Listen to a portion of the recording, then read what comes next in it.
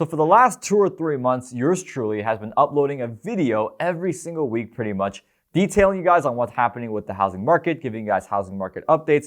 And well, a lot of these videos have alluded to my opinion that pretty much there's going to be a housing market crash coming, especially in the year 2021. And now, for me personally, I've been saying this and thought this for the last 1.5 to 2 years. And well, a lot of the people that I've interviewed on this channel, such as my friends Dave Seymour and my partner Kevin Tuttle, they all kind of believe the same thing. Well, having said that, I think it's pretty fair to say that there have been a lot of different voices, both big and small, who have kind of weighed in on the housing market and whether or not there's a housing market crash coming. And there's a lot of videos out there that you can look up. I'm sure you guys have already seen some amongst my own that allude to a housing market crash coming, but there's also been other channels, both big and small, who've alluded to the fact that the housing market crash is not as big as people think it is, that low inventory is here to stay, that, there's not all this doom and gloom happening. And any one of these little melody fools can get it. But amongst all of these YouTube channels and YouTubers that have stated that, the housing market crash is not as big as it seems, and all these numbers and data, if you really look into it and if you really look at the big picture and zoom in, that, the housing market is not as bad, et cetera, et cetera. There is one YouTuber that has stuck out to me. And well, I was naturally drawn to this individual because, not only am I a big fan of his, but, him and I have accomplished a lot in the real estate industry, considering that we're both pretty much just kids. We're both really young. He's 27, I'm 26. And well, as you guys have may already guessed it, in this video, I'm actually going to be responding to MeetKevin, his video that he released yesterday, October 4th, titled The Updated Truth. Pretty much him talking about the housing market and what his opinions and speculations are on what's going to happen. Hey, what's going on, guys? This is Daniel, one half of the Kwok Brothers. Now, before we go ahead and talk about MeetKevin's video and my response to it, I also want to mention to you guys that the housing market update video with the 3 cities that I've been doing every week will actually be uploaded to Spotify and iTunes as a part of my First Deal Experience podcast, where I interview real estate investors and they talk about stories of their first deal. So the housing market update video where I talk about the 3 cities, I've been doing that every week. That will be uploaded to Spotify and iTunes. So please go check that out. The link will be in the description below. Now let's move on to me talking about and me responding to MeetKevin's video on the housing market. Now let me start off by first saying that I, like many of you, are a big fan of MeetKevin. He's done some phenomenal things in the real estate industry for being only 27 years old. And I see a lot of similarities between myself and him. We're both young, we're both hustlers, and we both love contributing on YouTube so that people can make the best decisions possible for their finances and their investments, especially in the real estate sector. And guys, let me also preface by saying that this video is not for me to, create some beef or debate MeetKevin. It's for me simply just to point out some things that maybe he hasn't considered yet, and also point out some research and data that I found myself, along with questions that I've asked of people who've been in this industry for 30, 40, 50 years. So again, it's just me adding to the conversation. And in all honesty, I really hope he watches this video because I would love to hear his take on what I'm about to say, right? I mean, the guy posts a lot of videos, right? I think literally in just the last 48 hours, he posted 12 videos and topics ranging from, the White House to the housing market to stimulus packages and Donald Trump and pretty much everything, right? And he definitely covers more ground than myself and a lot of other YouTubers out there. Now, having said that, there are a few things that I did agree with, but also disagreed with him in the video. So let's kind of go ahead and begin towards the beginning of what he says in the video, right? So one of the first points that he makes is that unemployment and mortgage delinquencies won't affect the housing market or cause a housing market crash that much due to the forbearance programs that are out there and a lot of the relief programs that help small businesses. And he also alludes to that point that we have to look at the equity positioning of these individuals who have mortgages, that even if the values were to drop, in his words, 15%, that a very high majority of mortgages would still be afloat, right? They won't be underwater. He also points out that a lot of the doom and gloomers out there on YouTube are making comparisons between today and also 2007, 2008. Now, guys, I'm not saying that it's complete parallel, and I'm not saying there's absolutely no correlation. I do agree with Kevin in saying that, the truth is found somewhere in the middle, right? There's no, that this is gonna be Armageddon, and then the other aspect is that, nothing's gonna happen, everything's gonna be amazing, right? I did appreciate that he clarified his stance, that he is somewhere in the middle. But speaking of '08, he also did mention that back in 2006, 2007, that they did offer a lot of predatory strategies for loans, such as ninja loans, which is the no income, no job or assets loans. And he alludes that a lot of that predatory lending is not happening, is not occurring as much today or the last 2-3 years, and that buyers typically tend to be a lot stronger. Well, that may be true that there are a little bit tighter requirements for individuals to be getting loans, but a lot of loans such as ninja loans that occurred back in 2006, 2007 are still happening today, regardless of what anyone says, right? Today, instead of ninja loans, we have Nina loans, right? Which is no income, no assets. We also have CIVA loans, which is stated income and verified assets. And we also have CISA loans, which is stated income, stated assets, which means you could literally just state to the bank, hey, this is what I'm making, this is what I have in assets, and the banks will not verify whether you are lying to them or not. The fact of the matter is, if lending is really getting tighter, well, what are we getting tighter on if the banks are literally just allowing people to just come in and state what they make and also what they have in assets, right? Really, the underwriting process doesn't really even take place at that standpoint, right? All they got to do is just pull up their credit report, which, by the way, due to a lot of consumer spending and also strengthening in the equities market, and also a great point that my friend Dave Seymour alluded to, it increases credit scores. It also increases consumer strength in which banks are using to determine whether or not people get loans, even despite the fact we're going stated income and stated assets. But of course, that's neither here nor there. Now let's talk about his main point, right? His main point being that mortgage delinquencies and unemployment won't affect the housing market crash or cause a housing market crash as much as people think due to forbearance programs. So yes, it's true that there aren't as predatory lending programs today as there was back in 2008 and 2007. But I think Kevin forgot to allude that 2007, 2008 didn't just happen because of predatory lending, but it also happened because government rating agencies such as Moody's and S&P's were not being held accountable for the ratings that they were giving to these subprime mortgage bonds and subprime mortgage securities. And well, there wasn't a whole lot of regulation and accountability with financial derivatives as a whole. So it wasn't just the relationship between the people and the banks in terms of the lending and the strength of the consumers and the strength of the people getting loans, as Kevin alluded to, but it's also because of the relationships that the banks, the big banks, had with other entities such as credit agencies, investor pools such as annuities and certain private equity funds, and other banks that they were buying and selling investment vehicles with. And guys, I'm not saying Kevin is completely wrong here, right? If anything, I'm just a fellow millennial investor who's looking to add some ingredients to the dish that you, the consumer, will ultimately eat. But we do have to look at the fact that even if Kevin's right and there are only little minor tweaks and little minor setbacks happening in the mortgage industries, those things still do affect other aspects in the investment markets. So imagine with me here, guys, 25 pieces of dominoes all around in a circle, they're all standing.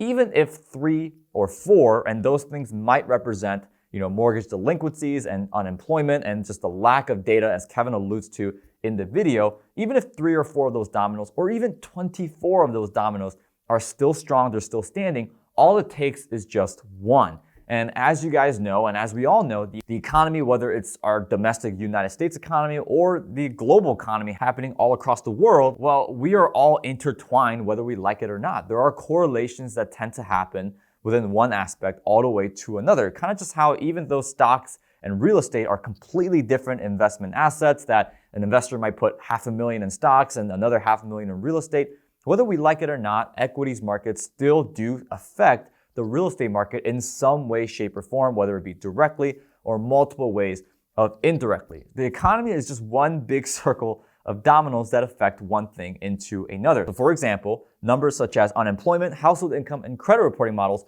affect the consumer spending power, which in turn affects banking transaction volumes such as mortgages, which then affect the securities market, which then affects global markets, which then affects currencies, which then affects imports and exports, which then affects, well, I think at this point you guys get the picture, right? It's just one domino after another. Which leads me to say that in this video, he also quotes himself earlier saying that there's gonna be up to 15 million households potentially being evicted. And he also says that 30% of that number, which is 15 million, will not even go through an eviction. And there might be other arrangements being made, such as cash for keys, or the tenant just moves out. And amongst that 30%, he gives us a scenario in the video where even if only half the homes would hit the market, we're only looking at a 28% increase in inventory. Now, let me stop here for a second and mention to you guys that this is probably the first point that Kevin and I really kind of just disagree on because, well, based on my research And a lot of the feedback and input that I've gotten from people who've been in the industry for more than 30, 40, 50 years, I'm being told, and I'm also seeing with my research,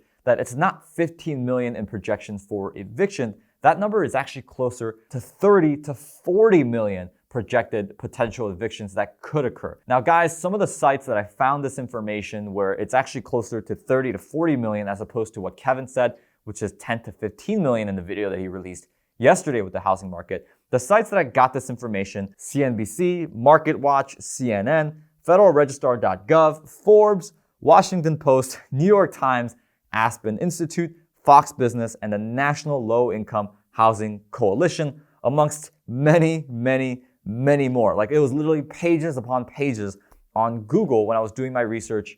And also, not to mention the amount of people that I know in the mortgage industry, the amount of people that I know in the property management industry, the fellow investors, and even the chief research officer of Miati Partners Capital, which is the real estate private equity fund that I run, founded, and am the CIO of. But let's say, for the sake of the example, that that number is 15 million, and let's move on. Now, Kevin makes the argument here that this will not cause a housing market crash or anything close to it, because right now, currently, it is a total seller's market, which is true. I've been reporting that to you guys for the last 2-3 months. And with the buyer's pool being as extensive as it is now, will absorb the 2 million houses coming into market, which will result in a 28% increase in inventory, right? So to kind of backtrack and summarize, right, he's saying that out of the 15 million evictions that will occur, 30% will actually go through, and half of those homes will actually hit the market, which will result in 2 million, which result in a 28% increase in inventory. So all in all, that's 2 million homes out of 15 million potential evictions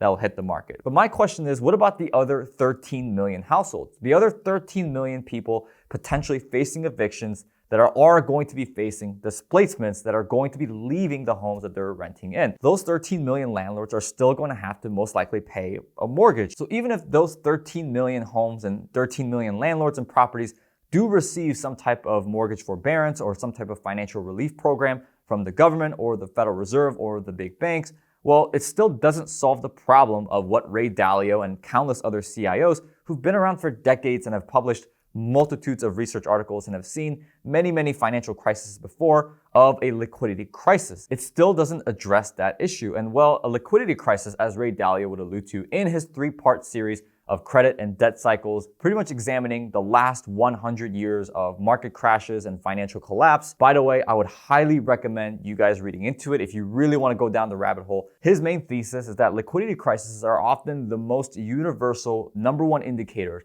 of a financial collapse happening, of, well, in this case, a housing market crisis. But let's look at the other end of the spectrum. Let's say that all 13 million of those landlords do not cause a forbearance, and it doesn't in turn cause a liquidity crisis. It can, however, potentially cause mortgage delinquencies to skyrocket even more than where they're at right now. And where we're at right now is at historical rates. Now, let me also include in the fact that I'm very glad that Ken McElroy, which is a YouTube channel that I heavily follow and somebody that I very much look up to, also brought up in his video responding to MeetKevin that over 2 million mortgages are now 90 days or more in delinquency. So you're talking about some pretty serious stuff here. Now, what both these guys, Ken McElroy and MeetKevin, did not mention is the acceleration of that number of individuals who are delinquent 90 days or more. Because yes, Ken is right. There are over 2 million mortgages that are 90 days or more delinquent. But we also forgot to mention that between the months of May and June, now keep in mind, guys, that May and June, that's literally 4 or 5 months ago, that number of 90 days or more delinquent have actually quadrupled between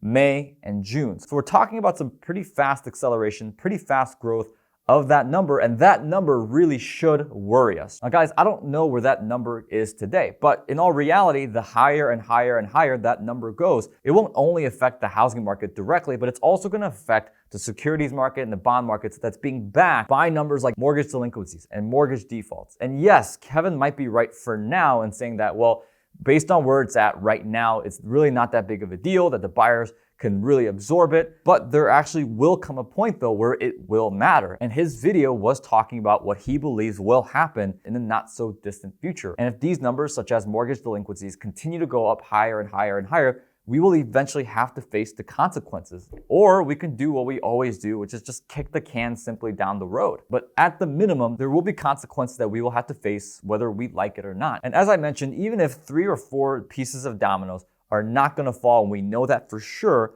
All it takes is just one. And well, I also can't help but notice what's happening not just in the US economy, but also what's happening around the world with currencies, with equities, and also housing all across cities like Paris, Tokyo, Istanbul. A lot of interesting things happening in the European housing market, and it eventually is going to affect our economy whether we like it or not. And not to mention, we haven't even addressed the biggest problem, in my opinion, which is the tsunami of small businesses that have been closed down for good, and not to mention a lot of these big corporations, a lot of these big businesses that have filed for bankruptcy or are in deep, deep waters right now. But of course, because this is a video where we're talking about the housing market, let's go back to the housing market. Now, let me go back and talk about a number because, of course, like I said, we are talking about the housing market, and that number is a projected 30 to 40 million in evictions. Now, if you look at the article posted by the National Low-Income Housing Coalition, which, by the way, guys, I will post a link to that article down there in the description. There are two things that I want to point out, and I want to make sure I'm being accurate here. The first is being what renters may need to survive this pandemic, and the second is what could potentially happen to landlords who own these properties. So let's tackle the first one. So this is directly from the article, and this is where we really get into the meat and potatoes of my argument of why I think MeetKevin just didn't include all the facts and figures in his video. So let me read from the article. Aggregating research from the U.S. Census Bureau Household Pulse Survey projected eviction filings, unemployment data, and housing insecurity statistics, this cross-institutional team of academics and policy experts determined that without at least $100 billion in emergency rental assistance and a nationwide moratorium on evictions, millions of renters who are currently experiencing financial hardship due to the pandemic will face displacement and homelessness on a historical scale. Now let's talk about landlords. Again, this is directly from the article, guys. Though renters are at greatest risk for long-term impacts, lack of rental income places rental property owners in vulnerable positions. More than 50%, guys, 50% of small landlords do not have access to credit that might help them in an emergency and may struggle to pay mortgages and maintain properties if renters are unable to make payments. Now, guys, you're talking about 50% of 40 million evictions. That's 20 million individuals who do not, right, according to the studies across, right, and you heard it here, guys, across the U.S. Census Bureau Household Pulse Survey, projected eviction filings, unemployment data, housing insecurity statistics, across a myriad of academics and policy experts and housing experts, right? They're saying that 50% of 40 million landlords, which reflect a projection of 40 million evictions, will not have anything to turn to in a scenario where they're unable to pay the mortgage. And guys, truth be told, I don't know if Congress or the Federal Reserve or the big banks can come up with a forbearance program that's going to cover 20 million properties, 20 million landlords who are unable to pay the mortgage. We may just have to bite the bullet on this one, right? I don't know. I don't see how they can pull that off. Maybe they will, maybe they won't. But for me, just my opinion, I just don't see that happening. And I see all 20 million going into forbearance, going into default, or some type of short sale or REOs, something that has to happen for the consequences to be met. So those are two things, right? From the renter side, 100 billion needed in emergency rental assistance. And on the other end of the spectrum, where the studies show that 50% of landlords amongst 40 million projected in evictions will not have anything to turn to be able to pay for their mortgages and their debt service. Now, chances are both of these things will most likely happen, right? We'll see a little bit from the renter side and also a little bit from the landlord side, maybe even at historical levels. But both of these things have potential to be kind of that first domino, as I alluded to. So I want to continue this conversation and go back and look at the math here for a second in terms of houses hitting the market as a result of evictions, because that was kind of Kevin's main point, that the buyer's pool will dry up that 28% addition to the inventory in the housing market. And I see a lot of realtors and brokers for some reason saying that low inventory is here to stay. And for me, as well as Ken McElroy and other YouTube channels that feature practicing real estate investors who also have experience and own a portfolio, all kind of tend to disagree as well. So let's go ahead and look at the math here, right? So if we use that 30% for households actually being evicted, because in Kevin's video, he's saying that out of 15 million, which of course we now know is actually closer to 30 to 40, out of that 15 million, only 30% will actually hit evictions, will actually go through that eviction process, which, by the way, let's say that he is right, which I also think that 30% in eviction, that number will actually be a little higher due to unique circumstances that we are in today with the housing market. But that 30% applied to 30 to 40 million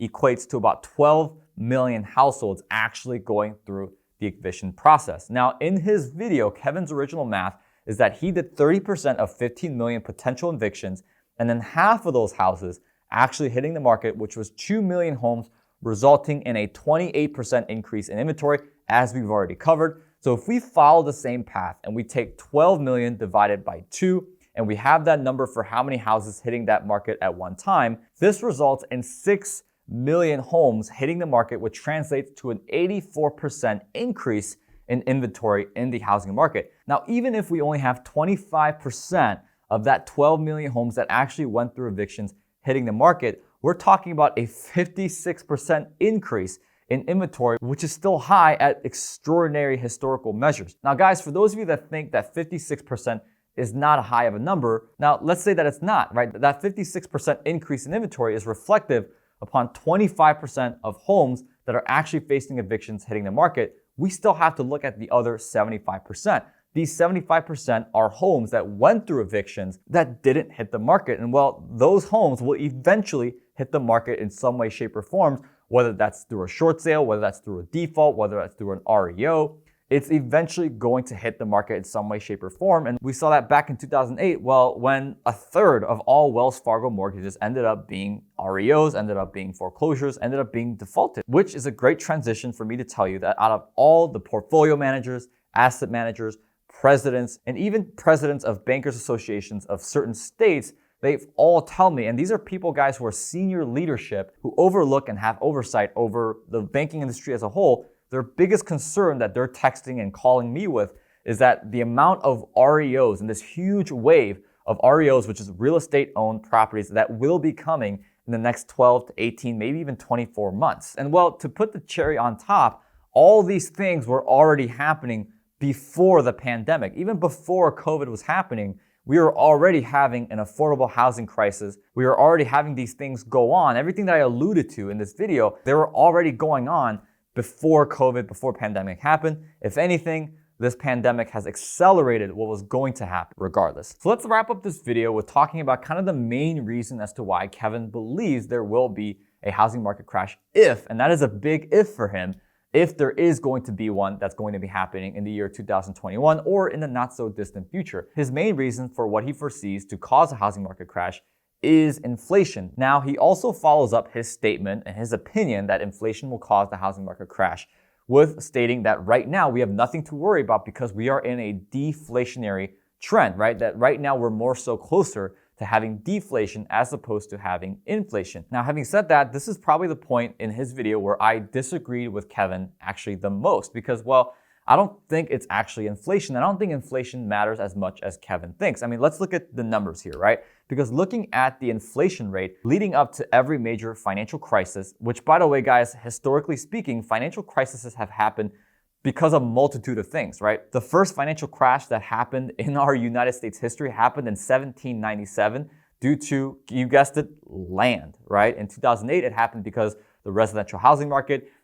There's been crashes that happened because of tulips and certain flowers. They've happened because of energy. They've happened because of internet, the dot-com bubble, right? They've happened because of a myriad of different things, which again supports my claim that this economy is like a domino. It will only need one domino to fall, and it's going to correlate into all these different things in economic factors, right? Whether it's housing, land, flowers, energy, whatever it may be, whatever that first domino is, the dominoes are going to fall regardless. So let's look at the inflation rate during the decade leading up to some of the worst financial downturns that we've seen in the last 100 years. Okay, so 1920 to 1929, leading up to the Great Depression, the inflation rate was actually deflation at 0.9%. So it's a negative 0.9% deflationary rate. From 1970 to 1979, leading up to the big energy crisis, the inflationary rate was at 7.06%.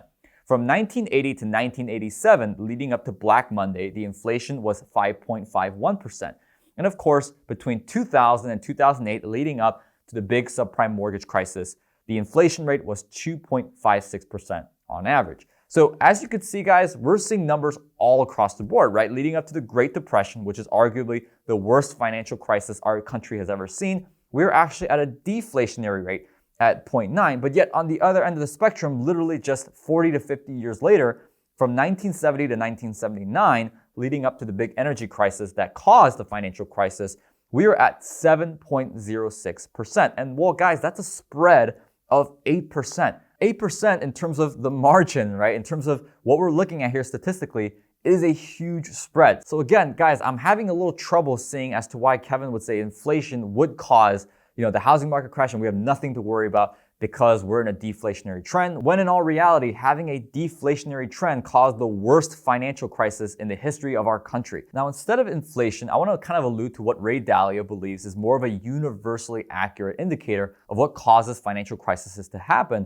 which is leverage and this whole concept of leverage, right? He points out beautifully in the three-part series that he points out in terms of the debt and credit cycles, which again, I've recommended earlier in the video that you read. He points out beautifully that leverage is actually one of the biggest universally accurate indicators of a financial crisis. But let's hit leverage first because I do also have my own opinion of what causes financial crises to happen, paired with what Ray Dalio is saying in his research findings. So let's hit leverage first. So according to the Washington Post, we're at a point right now where leverage scores and risk metrics on big banks around the globe are starting to become untraceable, therefore held unaccountable. But what we can track are how leveraged the big banks are, at least in the United States. And well, according to the Wall Street Journal, the amount of capital required for banks to hold has now been increased for the top 8 banks. 8 banks including Bank of America, Citigroup, JP Morgan and Chase, Morgan Stanley, Goldman Sachs, you name it. And they've been saying increase at a rate where it's double the typical rate of increases.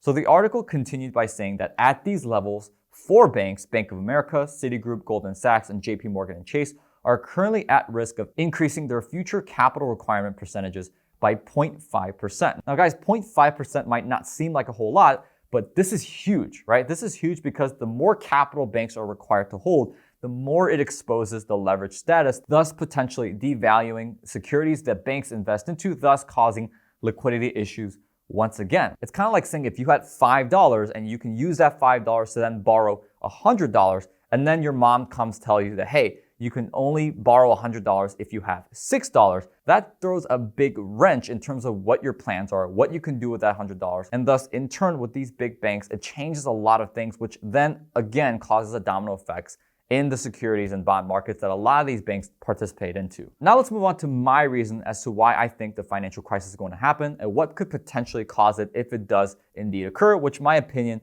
is that it will. And that reason is fear. Because when no one wants to buy anything, no one wants to go anywhere, and no one wants to invest into anything or put their money out for that matter, it causes a myriad of economic troubles and it causes a lot of problems for the overall economy, right? Let's look at an example. Let's look at the low inventory, right? Which a lot of these realtors and brokers out on YouTube are claiming is going to stay for a while. Well, I want to allude to what Ken McElroy said because again, I thought he did a fantastic job in his video at explaining why low inventory right now is temporary. And a lot of these realtors and brokers out there on YouTube are wrong about saying that low inventory is here to stay. Ken does, again, a beautiful job saying that the reason why low inventory is what it is right now is because, well, no one wants to move, right? We're in the middle of a pandemic. There's a lot of financial uncertainty. And well, he alludes to in this video that if individuals and people have financial uncertainty, the last thing they want to do is think about buying a house, think about making any big financial moves in general. If anything, people want to hold cash, they want to be more scarce. And also considering the fact that we are in the middle of a pandemic and there's a lot of rules and regulations in terms of social distancing and putting your mask on. A lot of these things are preventing people from moving from their house. And of course, we have the obvious stay-at-home order and quarantine that are literally forcing people to stay home and not move anywhere. So again, props to you, Ken, for bringing that up because I actually thought about the same thing as I was watching Kevin's video, claiming that low inventory is here to stay and the buyer's pool will absorb all these new waves of new inventory coming in and that it's simply going to sustain the market, not destroy it. So shout out to you, Ken. But now let's move back to my reason, which is fear, because I can't help but notice that almost every credible news outlet, such as CNBC, MarketWatch, Yahoo Finance, Bloomberg, you name it, are reporting that over 70% of economists, right, some are saying 72, some are saying 75, some are saying over 80%, are predicting a crash in 2021. Now, whether that's true or not, right, and we can go back and forth about whether or not it is, it does cause, whether we like it or not, fear being spread to the mass public. And well, when that happens, it decreases